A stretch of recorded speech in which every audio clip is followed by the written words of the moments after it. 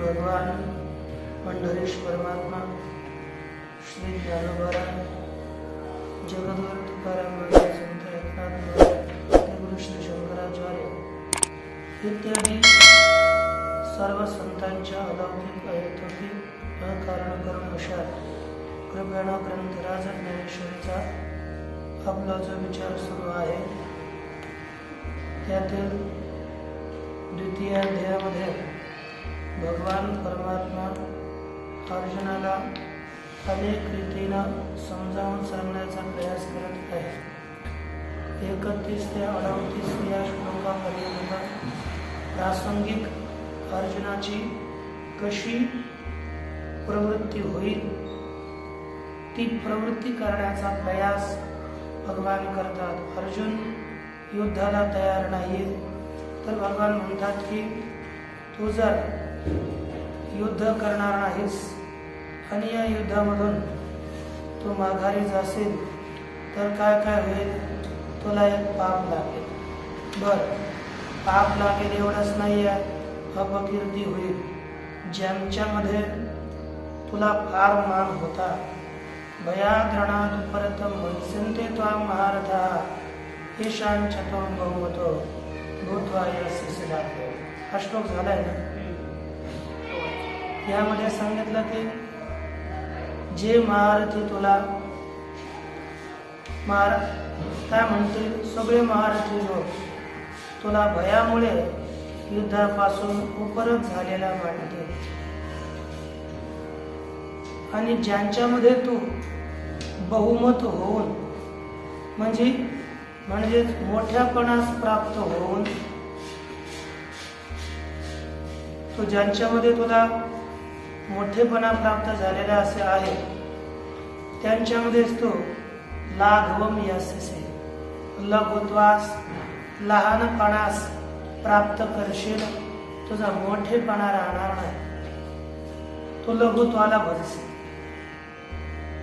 असं सांगितलं. तो आणि काही एक न विचारसे ते तर संभ्रमे झुंजू आलासे आणि सकळपणे निघालासे मागुता जरी तरी तुझे ते अर्जुनाया वैर्या ध्वजाना का प्रत्येक मला सांगेल. ते जे काही दुर्जन वैरी आहे त्यांच्या मनाला काय वाटेल असे भगवान परमात्मा समजावून सांगतात. बरं इतकंच नाही तर तुझे जे शत्रू आहेत ते काय काय करतील ते पुढे सांगतात. अवाच्यवादांश्च बहून्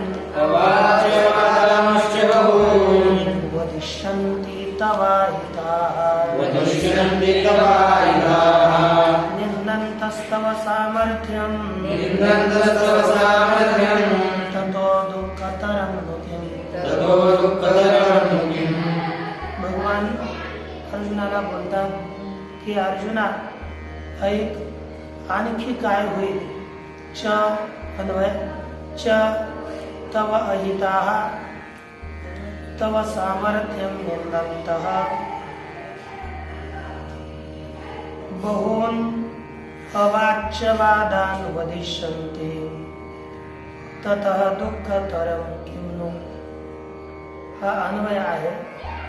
याचा अर्थ होतो च अर्थात आणि तव अहिताः तव अहिता अर्थात तुझे अहित करणारे, तुझ्या अहितामध्ये लागलेले तुझा अहित करतात. अर्थात अहित म्हणजे शत्रू. तुझे अहित करणारे कोण असतात? शत्रू. तुझे अहित करणारे शत्रू. तव सामर्थ्यम निंदन्तः तुझ्या सामर्थ्याची निंदा करत करत बहून अवाच्यवादान् वदिष्यन्ति. बहून अर्थात अनेक अवाच्यवाद. अवाच्यवाद अर्थात जे बोलण्यायोग्य नाहीत अशी वचन वदिष्यन्ति बोलतील. ततः म्हणजे त्यापेक्षा दुःखतरं किं नु अधिक दुःख काय आहे. हे की नाही. आपण जे शिकलोय ते इथे प्रयोग करायचा नित्य शब्दामध्ये. कारण की च यावे आहे. तवचा अर्थ सरळ सरळ तुझाच होते की नाही. तवे हे युष्मत सर्वनामाच्या षष्टीचे एक वचन. बरोबर की नाही. हा बरोबर की नाही. नाही बरोबर आहे की नाही. तुम्ही आता गप बसल्यानंतर कसं चालणार. हा की अस्मत् सर्वनामाच्या षष्टीचे युष्मतच आहे ना. आपल्याला प्रत्येक अर्थ लक्षात ठेवायचा. या ठिकाणी भगवान परमात्मा अर्जुनाला बोलतात की अर्जुना तुझे शत्रू तुझी निंदा करत करत अनेक अवाच्य वचन बोलते. या ठिकाणी भगवान या शब्द प्रयोग केला निंदा करत असतात. निंदा जी काय आहे म्हणजे मागे मागे दुसऱ्यांच्या दोषाचं कथन करणं ही निंदा आहे. अशी निंदा करत करत निंदा म्हणजे अपवाद दुष्कृती आक्षेप इत्यादी करणे. मनुष्यानं ही निंदा करू नये विशेषतः. परंतु हे निंदा करतात म्हणजे तिथले अपवाद दोष काहीतरी सांगतात. यामध्ये एक निंदा शब्द दिला आणि दुसरा आहे अवाच्यवाद शब्द दिला. म्हणजे जे बोलण्यानं योग्य नाही ते शब्द बोलणं हे सुद्धा नजदीक निंदाच आहे. आणि निंदा करणं हे सुद्धा निंदा. या ठिकाणी दोन वेळेस शब्द दिला. निंदा करणं आणि अवाच्य बोलणं. आता जर भगवान परमात्मा या ठिकाणी जर निंदंत यानं निंदा घेतली आणि अवाच्यवादाने यानं सुद्धा जर निंदाच घेतली तर पुनरुक्ती दोष होणार. आणि जे सज्जन लोक असतात ते जास्त पुनरुक्त बोलत नाही. हा अभ्यास कधी कधी करतील, परंतु तीच आवाज निंदंत वाच्यवादा याच्यामध्ये काही विशिष्ट वाटत नाही. कारण की उदयति यदि भानु पश्चिमे दिग्विभागे प्रचलति यदि मेरु शीततां याति वह्निः विकसति यदि पद्मं पर्वताग्रे शिलायां न भवति पुनरुक्तम भाषणं सज्जना. सज्जन लोक पुनरुक्त भाषण करत नाहीत, जास्त वायपट बोलत नाहीत. का हे या क्रिया होतील, पण ती उदयति यदि भानु पश्चिमे दिग्विभाग, सूर्य हा पूर्व दिशेच्या रावळी उदया येताची सूर्य दिवाळी हा नियम आहे. सूर्याचा उदय पूर्व दिशेलाच होतो, परंतु यदा कदाचित पश्चिम दिशेला सूर्याचा उदय होईल. जरी उदय होईल, मेरू पर्वत हा अचल आहे. सगळ्यात विशाल पर्वत म्हणजे मेरू पर्वत, सुवर्ण पर्वत आहे. तो प्रचलती यदि मेरू पर्वत यदि चालेल, वन्नी गार असते, बरोबर की नाही. पाणी उष्ण असतं आणि आग गार असते, ठीक ना. उलट आहे, वन्नी उष्ण असते. वन्नी जर आग ही जर यदा कदाचित शीततेस प्राप्त होईल, गारवा आगीमध्ये येईल, किंवा विकसती यदि पद्मं पर्वताग्रे शिलायां, पर्वताच्या शेंड्यावर दगडावर जर पर्वत उमले, कमळ उमले. कमळ कुठं राहतं? पाण्यामध्ये, न की दगडावर. मग जर यदा कदाचित दगडावर कमळ उमलेल, परंतु सज्जनाचं वचन कधीच पुनरुक्त दुष्ट होत नसतात. या ठिकाणी भगवान परमात्मा बोलतात. म्हणजे निंदंत आणि अवाच्य वादान झोपू नका. निंदंत आणि अवाच्य वादान यामध्ये काहीतरी भेद असला पाहिजे. तरी एक आहे, निंदा म्हणजे दुसऱ्यांच्या दोषांचं कथन करणं, हे निश्चित आहे. परंतु अवाच्यवाद ते असतात, थोडे खोचक बोलणं राहतं आणि ते शब्द म्हणजे दुपट्टी बोलणे असतात. दुपट्टी बोलणे, ज्याच्यामध्ये बोलायचं एक आणि काढायचा अर्थ दुसरा, हे अवाच्यवाद. जसं एक राजा होता, दोन पंडित. आता पूर्वीचे पंडित काय व्हायचं की जर धन इत्यादी नसेल तर एखाद्या राजाची स्तुती करायची आणि त्यांच्याकडून धनाधिग्रहण करायचं. पण एक असा होता की उपाशी राहिलं तरी चालेल, पण दुसऱ्या पुढे हात पसरवणार नाही. एक आणि दुसरा दुसरीकडे जाऊन मागण्याच्या प्रवृत्तीचा थोडा होता.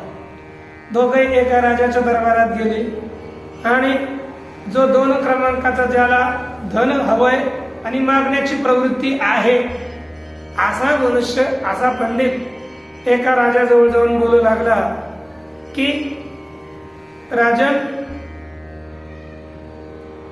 तुम्ही फार श्रीमंत आहात, तुम्ही फार उदार आहात, तुमच्यासारखा उदार या जगात दुसरा कोणी दिसत नाही, असं म्हणू लागला. त्याची स्तुती करू लागला.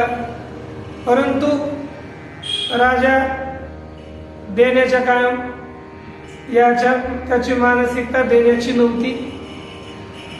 तो म्हणू लागला की आताच काल परवा का नाही आले, काल परवाच सगळं दान दिलं आहे, इत्यादी बोलू लागला. तेव्हा दुसरा मित्र त्याला बोलतो, वचन कसे असतात म्हणजे लागणारे असतात. तो बोलतोय, रे रे चातक. मित्रालाच संबोधन करतोय, परंतु दुसऱ्या शब्दाने, रे रे चातक सावधान मनसा मित्रं क्षणं श्रूयताम आंभोधा बहवो संति गगने सर्वे नैतादृशा केचित् वृष्टिविरार्दयन्ति वसुधां गर्जन्ति केचित् वृथा यं यं पश्यसि तस्य तस्य पुरतो माब्रूहि दीनं वचन. एक वचन त्यांनी बोललं की आकाशामध्ये थोडा ढग होता. तेव्हा त्यांना आता राजाला आपल्या मित्राला समजून सांगतोय, परंतु राजाला डायरेक्टच साक्षात जर बोललं की मित्रा हे काय तुला देणार नाही, याच्याकडे मागणी मागू नको, तो राजा काहीतरी शिक्षा देईल ना.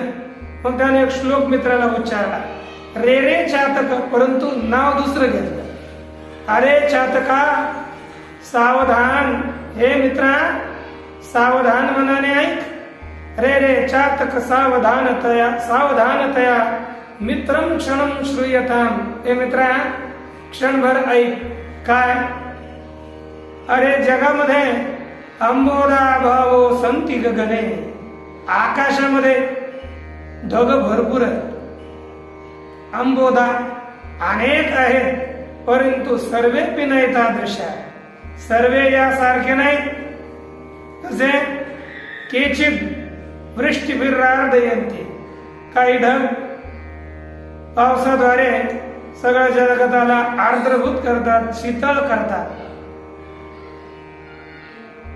वसुधाम आर्दयन्ति केचित गर्जन्ति व्रथा, काही तर केवळ ओरडतात आणि म्हणजे ढग केवळ गर्जना करतात, वर्षाव करत नाही. मग तू यम पश्यसे तस्य तस्य पुरतो, ज्याला ज्याला पाहतोस त्याच्या पुढे दीन वचन बोलू नकोस. एका चातकाच्या उद्देशानं राजाला उलाहना दिला. कारण की सांगितलं की काही तर केवळ आपल्या हेच मारत असतात, मी एवढं काम केलं, माझ्यासारखा दानशूर मीच. सगळे जेवढे जगतात ना ते मी देण्यामुळे जगतात, परंतु मागायला गेलं तर कोणाला एक काडी देत नाही. तसा हा राजा दिसतोय. म्हणून या राजा पुढे तू वचन बोलू नको, असे अवाच्य वादान हे तुला बोलतील. कसे बोलते तर सांगतात की भक्तीची केचित दयेती, केचित प्रेमनेती, केचित केनचित विरक्त्या युद्धात स्वधर्मात विरतो वदंतो यवाच्यवादय बहुधा वदेयुः. म्हणजे काय काय बोलतील हे अर्जुनाला सांगतात की भक्ती केचित, तू युद्धामध्ये गेलाय, युद्धामध्ये गेला असल्यानंतर युद्धातून वापस जाणं हे क्षत्रियाला योग्य नाही. परंतु काय बोलतील, उलाहण्यानं बोलतील, स्पष्ट नाही बोलणार. काय बोलतील, अरे अर्जुन हा युद्धाला आला होता, परंतु काय सांगावं अर्जुनाची कथा. अर्जुनाच्या अंतःकरणात भीष्म पितामह यांना पुढे पाहिलं की लगेच भक्ती निर्माण झाली, गुरुभक्ती है ना. गुरुभक्तीमुळे तो आपला स्वधर्म सोडून चाललेला आहे. पहा अर्जुन असं बोलतील. बरं आणखी के भक्ती केचित दयेती केचित, ते काय म्हणतील, काय नाही.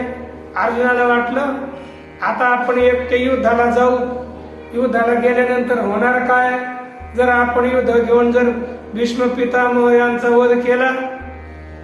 का बरं, भीष्म पितामह यांच्या हातात गांडीव धनुष्य वगैरे पाहून शंख यांनी उचललाय आणि यांच्या अंतःकरणामध्ये काय पहा, काय दया आणि भीष्म पितामह अधिकाविषयी हे दयेने वापस आले. म्हणजे त्यांच्या हातात धनुष्य पाहिलं भीष्म पिताधिकांच्या आणि त्यांच्याविषयी दया झाली म्हणून अर्जुन वापस निघाला है ना. असे उलाहनाचे वचन बोलतील. पण प्रेमने केचित अथवा बोलतील की यांचं प्रेम, आता सगळं प्रेम यांना पाहून यांच्यावर प्रेम निर्माण झालंय. अथवा काय म्हणतील, अरे अर्जुन पहिल्यापासूनच विरक्त स्वभावाचा, वैराग्य निर्माण झाला, आता भिक्षा मागायचे वचन बोलतोय है ना. विरक्त लोक आपलं काम सगळं घरदार सोडूनच जात असतात म्हणा. तसे अर्जुन आपला धर्म स्वधर्म हे सोडून जातील. या प्रकारे तो स्वधर्मात विरत झालाय असे अनेक वचन, अवाच्य वचन तुला बोलतील. म्हणजे हे वचन कसे खोचक वाटतात, हे अशी वचन बोलतील. म्हणून हे अर्जुना त्यापेक्षा सांग बरं, जर अशी जर वचनं बोलली तर त्यापेक्षा अधिक दुःखदायक काय आहे? काय काय बोलतील ऐक रे, अवाच्य वादान काय काय बोलतील की हे म्हणतील गेला रे गेला, अर्जुन आम्हा बिहाला, हा सांगे बोल उरला आणि का काही. हे म्हणतील गेला रे गेला, अर्जुन आम्हाला बिहाला, हा उरला बोलू काही निका सांगे. बर तू युद्धातून वापस गेला तर काय म्हणतील? हे अर्थात हे सगळे कौरव म्हणतील गेला रे गेला. आपण काय बोलतो ना, एखादा वापसावा लागला, लहान मुलं असतात ना, है ना, एखादा कुस्तीत हरला आणि सगळ्यांच्या एखादा समुदाय हरला, तो खाली पाहून चालला हरून, तर काय करतात? मागे उड्या मारतात हात वर करून, हुर्रे हुर्रे गेला रे गेला, है की नाही? हे असे उड्या मारत हे कौरव म्हणतील गेला रे गेला, हा अर्जुन आम्हाला भ्याला. आता सांग बरं अर्जुना, हा उरलेला बोल म्हणजे अपवादात्मक वचन काही नाही का? आता मागे हेच राहणार ना, तू युद्धातून तर गेला, युद्ध तर काय करणार नाही. गेल्यानंतर मागे उरलेले केवळ शब्द आहेत, निंदात्मक शब्द, अपवादात्मक शब्द. हे काय चांगला आहे? तूच सांग बरं. अर्थात चांगला नाही. आणखी अर्जुन ऐक, इतकंच काय सांगावं, लोक सायासे करुणी बहुत का वेचिती आपुली जीविते, परी वाढविती कीर्ती ते धनुर्धरा. अरे अर्जुना, लोक बहुते सायासे करून का आपुली जीविते वेचिती, परी कीर्ती ते वाढविती धनुर्धरा. अगोदर घ्या तर काय होईल?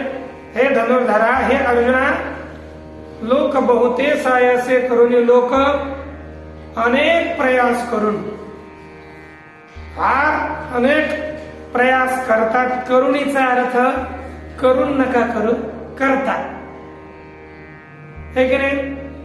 लोक अनेक सायास करतात, प्रयास करतात का आपुली जीवेते वेचिती, किंवा आपले प्राणही खर्च करतात. प्रयास करतात, अनेक प्रयास करतात, प्रयास करता करता करता आपले प्राण सुद्धा कीर्ती करता नष्ट करतात, परंतु कीर्ती वाढविती, आपल्या कीर्तीला वाढवतात. एक तुम्हाला माहित असेल, कुठली कथा हे माहित नाही, परंतु शाळेमध्ये एका धड्यात होते, वीर बापू गाय दिली. तुम्हाला होता की नाही पता मराठी? आमच्या वेळेस 5वीला असं काहीतरी आहे.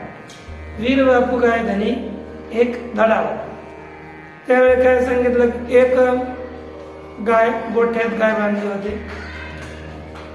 है ना, वासरू होता, है ना, गोठ्यात वासरू, बर का.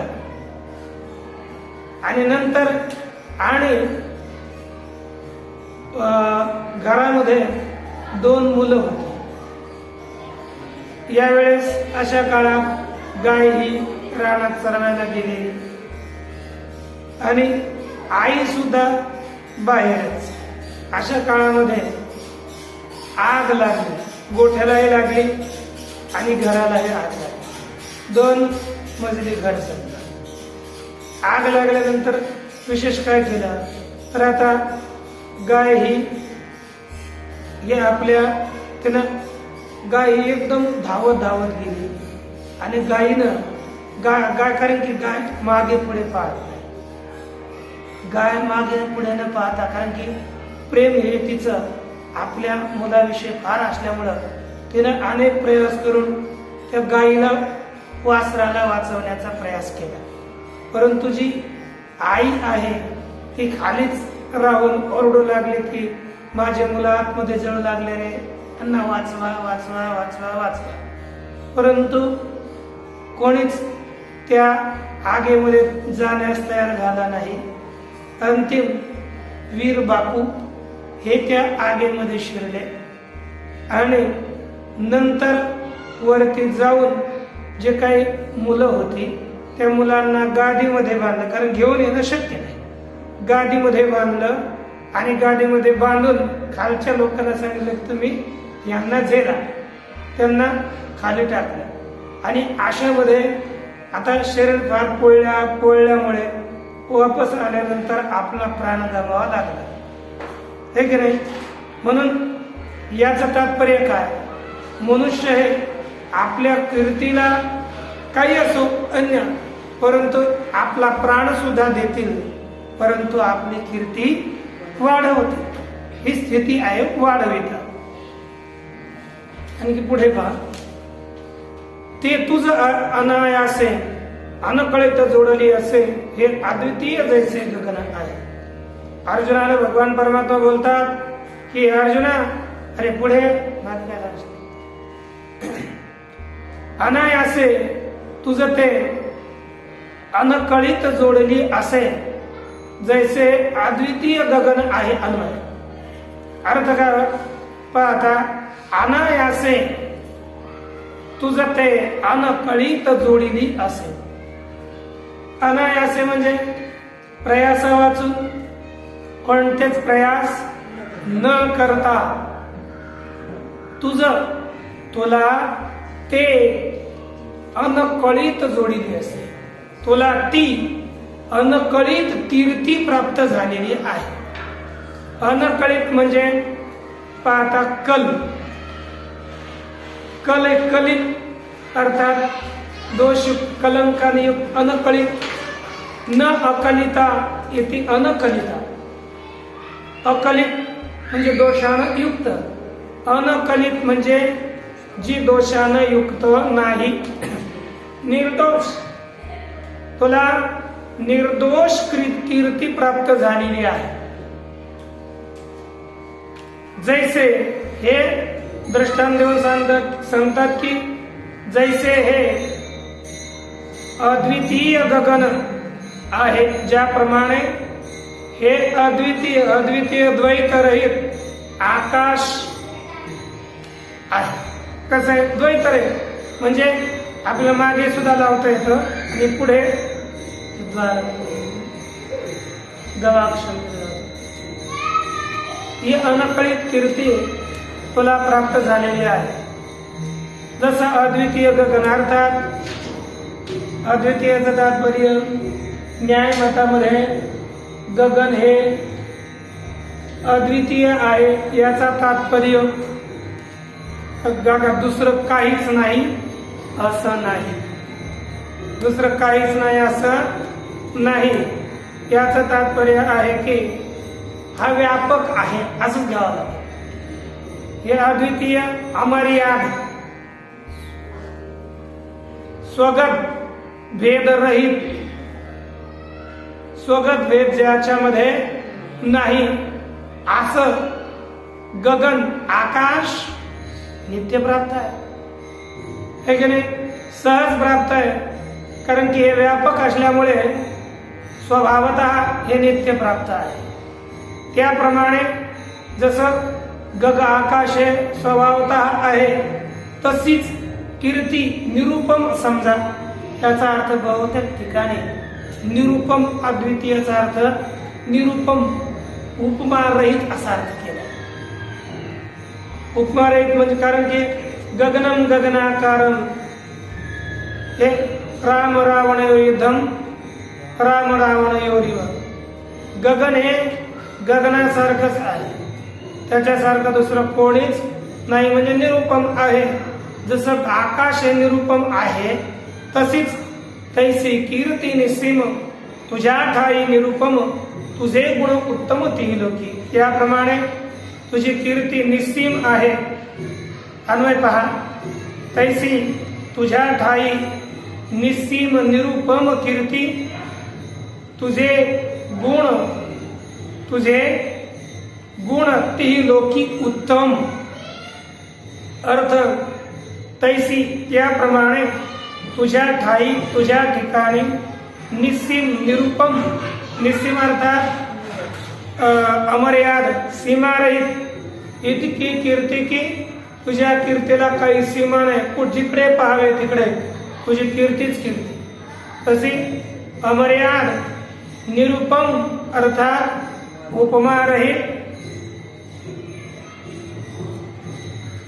कीर्ती आहे तुझ्या ठिकाणी. अनु निरुपम कीर्ती आहे. का बरं? का हेतू काय आहे ते सांगितलं.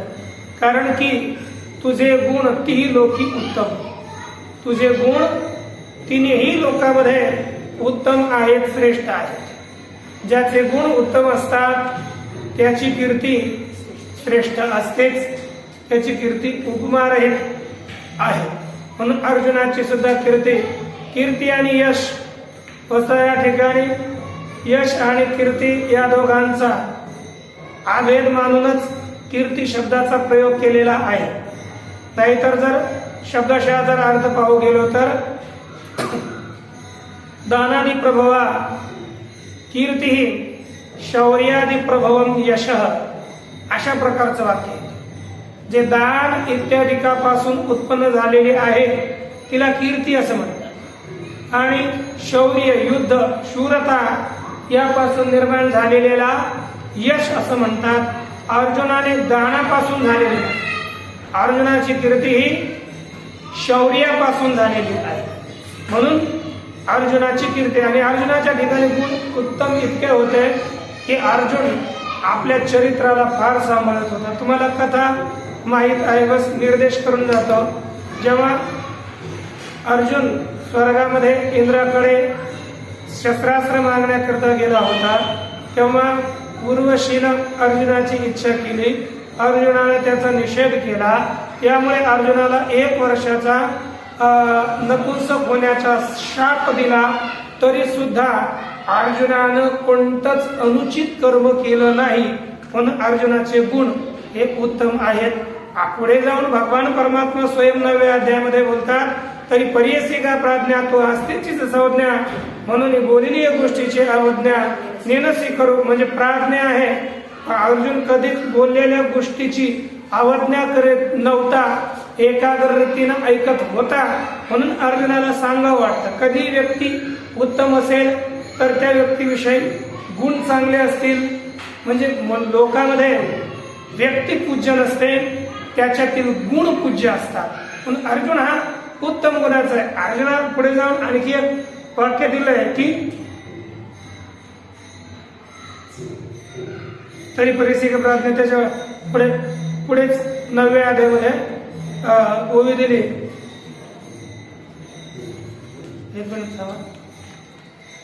यालागी सुमनो आणि शुद्धमती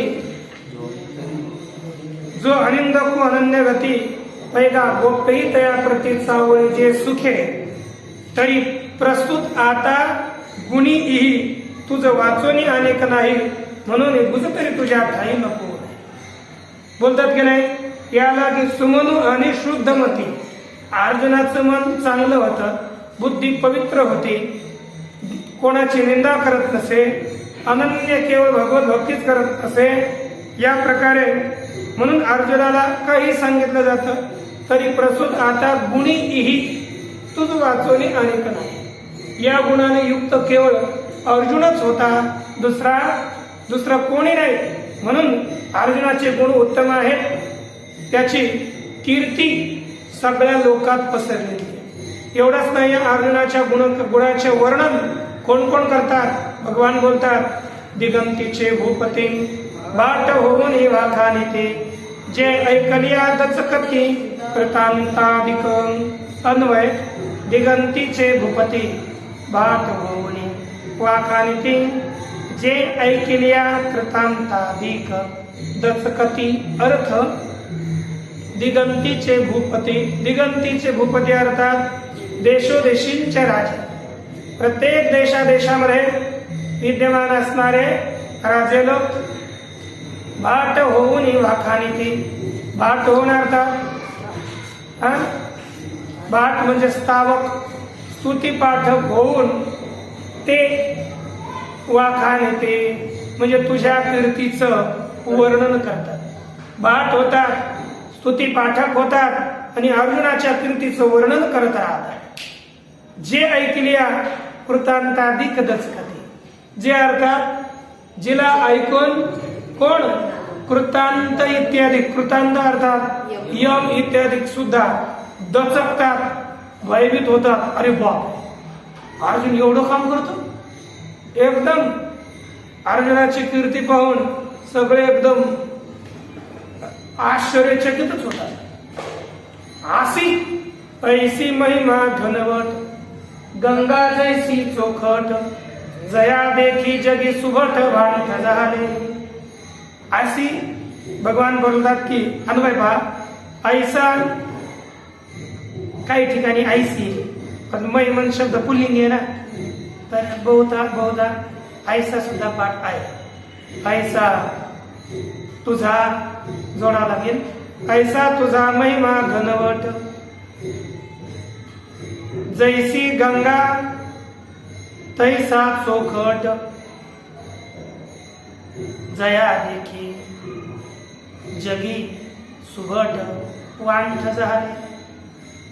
अर्थ, ऐसा तुझा महिमा घनवट. भगवान बोलतात, हे अर्जुना, असा तुझा महिमा, अशी तुझी थोरवी, असा तुझे मोठापणा भरीवाय ठोस कठीण आहे. कसा आणि कठीणच आहे असा नाही, पूर्ण आहे. एवढंच नाही, पवित्र सुद्धा. गंगा जैसी चोखट, जैसी गंगा तैसा चोखट. ज्याप्रमाणे गंगा ही निर्मळ आहे, पवित्र आहे, त्याप्रमाणे तुझा महिमा सुद्धा निर्मळ आहे, चोखट, शुद्ध आहे. जया देखी, ज्याला देखी अर्थात पाहून, जगी सुफट वांठ झाले. जगातील श्रेष्ठ योद्धे स्तब्ध झाले. स्तब्ध, त्यांना काय बोलावं हे कळेना. हे अर्जुनाचा महिमा आहे. असा महिमा रे अर्जुना तुझा. हे भगवान त्याला अर्जुनाला स्मरण करून देतात. ते पौरुष तुझे अद्भुत, ऐकून आहे समजता, झाले अतिविरक्त जीवितेसी. अर्जुना, अन्वय, तुझे ते अद्भुत पौरुष ऐकून या, हे समस्त जीवितेसी विरक्त झाले अति.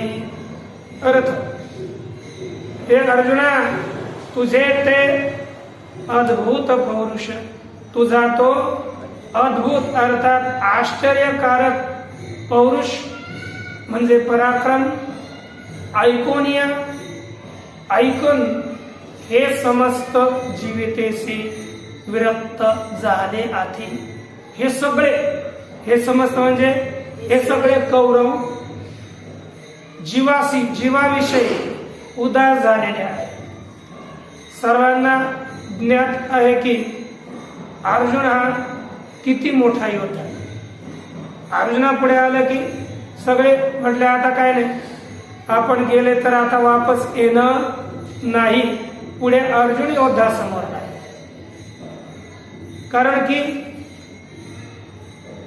हे योद्धाचा अर्जुन, अरे एकटा अर्जुन अक्षौहिणीला जिंकू शकतो. एक अक्षौहिणी तरी सांगावं काय काय योद्धा. म्हणून हे सगळे आपल्या मुलाबाळांना भेटून पत्नीचे कुंकू पुसून युद्धामध्ये उपस्थित झाले होते. सगळे जीवाविषयी उदास होते. झालं कसं तर सांगतात, जैसा सिंहाची हाका, युगांत होय मदमका, तैसा कौरवा अशेखा धातू तुझा. किती धाक बसला होता, किती दरारा होता अर्जुनाचा. भगवान बोलतात, जैसा सिंहाच्या हाका मदमुखा युगांतू होय. ज्याप्रमाणे सिंहाच्या हाकेने, गर्जनेने मदमुखा युगांत होय. मदमुख जाणताय ना, जैसा हाती उन्मत काय ना, मध मुख, मध आहे मुखामध्ये ज्याच्या, असा हाती कोणी असेल उन्मत्त हाती सगळे लिहितात मदमुख. गंध स्थळावर मधाचा पाझर होत असतो असा जो काय हाती आहे, मध आहे मुखावर ज्याच्या, असा तो हाती सिंहाची गर्जना ऐकली रे ऐकली तर त्याला वाटतं की आता युगांत चाला आहे का, म्हणजे युगाचाच अंत होतो ना त्याचा. कारण की त्यानं जर एक पंजा टाकला त्याच्या गंधस्थळावर तर हाती मरतो. म्हणजे हातीला युगांत झाल्यासारखे होते. त्याप्रमाणे असे का कौरवा तुझा धाको, त्याप्रमाणे सर्व कौरवांना तुझा धाक आहे, तुझा दरार आहे. अरे आज हातीची स्थिती कशी होते, माऊली 18 अध्यायात बोलतात की हे असो पाऊ उचलेला मधमुख न ठेवे खाला, गाजवून पुढे आला सिंह. जर गर्जना करून सिंह जर पुढे आलाच तर हत्ती हा उचललेला पाय खाली ठेवण्यास सुद्धा विसरतो, इतका गांगर होऊन जातो. अशी अर्जुनाची. तशीच या सगळ्या यांना पाहून अर्जुन हा सिंहासारखा बलाढ्य, त्यांना पाहून या सगळ्यांची अशी स्थिती होत असे. जैसे पर्वत वज्राते ना तरी सर्प गरुडाते, तैसे अर्जुना हेतु ते मानिते सदा. अथवा